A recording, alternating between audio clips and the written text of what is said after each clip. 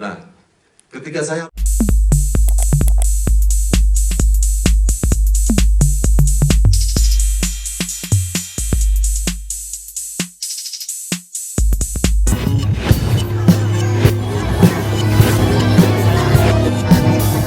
Selamat sore teman-teman semua, semoga suka ya filmnya tadi ya.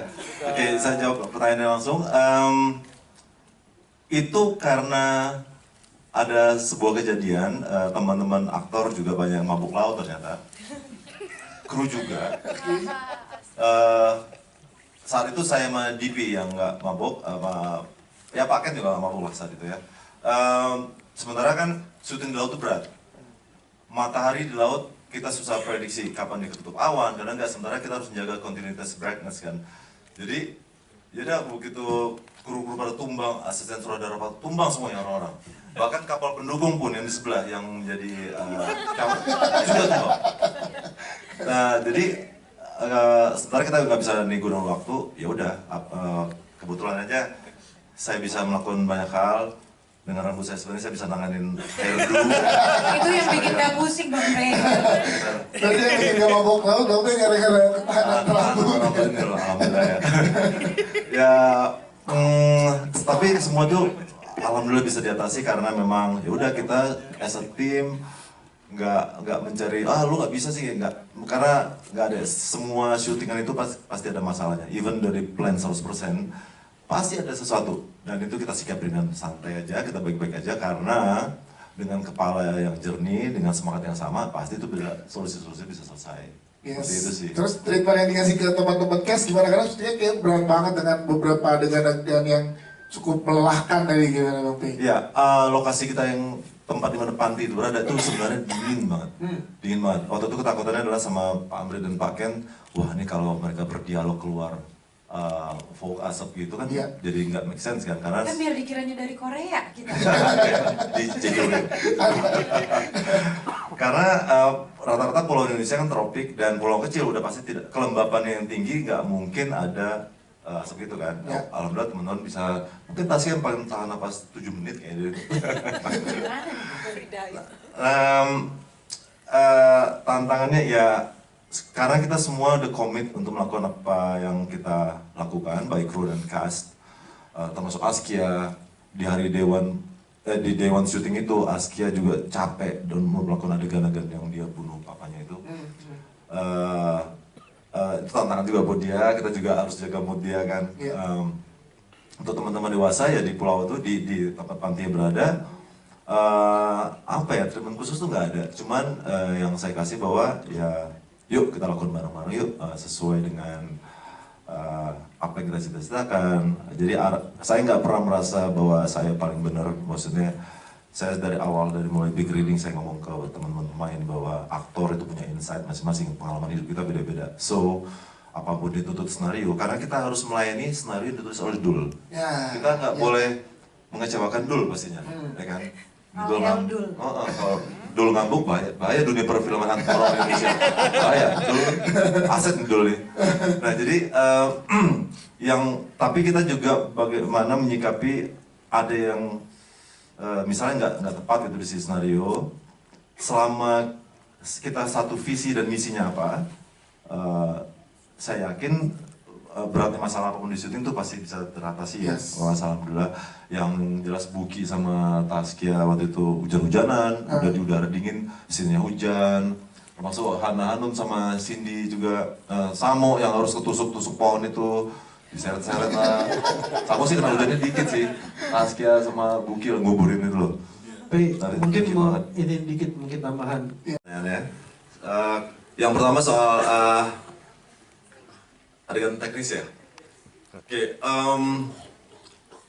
kebetulan saya syuting ini diperkuat oleh kru-kru yang saya sudah bekerja sama sebelumnya. Waktu zaman saya masih asisten sutradara, saya percaya sama mereka, dan ketika saya buat treatment dan mereka paham, kita tes berkali-kali. Tapi jujur sebenarnya teknis yang paling berat karena sisi waktu ya, tentu yang opening itu, karena kita berkejaran sama waktu, dan kita syutingnya real set turnaround ya, jadi kita malam syutingnya karena ada karena kita tidak bisa buat itu day for night, which is ketika manusia bekerja di balik waktunya itu kita nggak bisa pungkirin kita lemes, energi kita kurang, ngantuk tuh manusiawi lah, dan saya harus memahami itu, menyikapi itu dengan baik bahwa nggak bisa semena-mena harus nggak bisa pokoknya begini, nggak bisa gitu juga. Pendekatannya harus kemanusiaan pertama pasti, karena begitu kepala jernih nggak hanya aktor tapi kru juga bisa clear apa yang saya mau buat gitu. Itu teknis pertama, maksudnya ada yang teknis yang cukup pelik yang itu tuh. Tapi sejujurnya yang paling sulit bagi saya adalah ketika di tengah kawan-kawan mabok itu, sementara mereka harus concern dengan dialognya, terus mereka itu menurut saya itu memang hebat, mereka ini semua perjuangan. Jadi memang sebentar doang kan dalam film, tapi kan kita syuting lama. Kita di laut itu 3 hari. Wow. Masing-masing 3 hari itu tidak dengan brightness daylight yang sama. Kebetulan teknologi sekarang di post production ya bisa kita samain. Bahkan warna lautnya beda ya? Warna laut beda.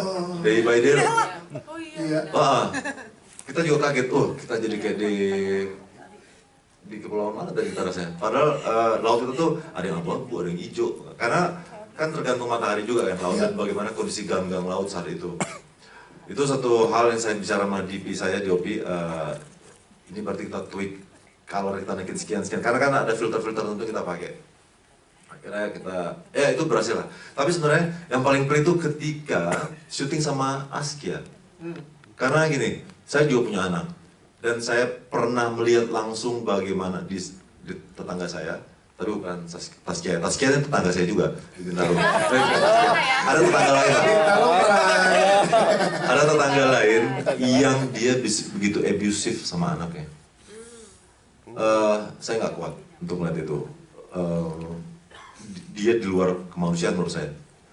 Nah, ketika saya harus memberi arahan ke Askia, dan saya yakin dia diberi pendidikan yang baik oleh orang tuanya, itu kan berarti kita mencoba memancing sisi Askia yang dia tidak pernah terbayangkan sebelumnya.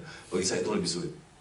Dan alhamdulillah Askia mampu memahami ya, bahwa saya harus bilang bahwa ini pura-pura. Bayangin kamu sedih nggak kalau orang tua kamu nggak menganggap kamu sebagai manusia. Hal-hal seperti itu kita sentuh pelan-pelan. Dia emang kayak cuek-cuek diem gitu kan. Saya berpikir ini anak robot apa manusia. Tapi ternyata dia punya hati banget. Yes. Jadi itu mas, menurut saya paling sulit adalah ketika kita harus menyentil emosi manusia lain di sekitar kita. Apalagi ini film tentang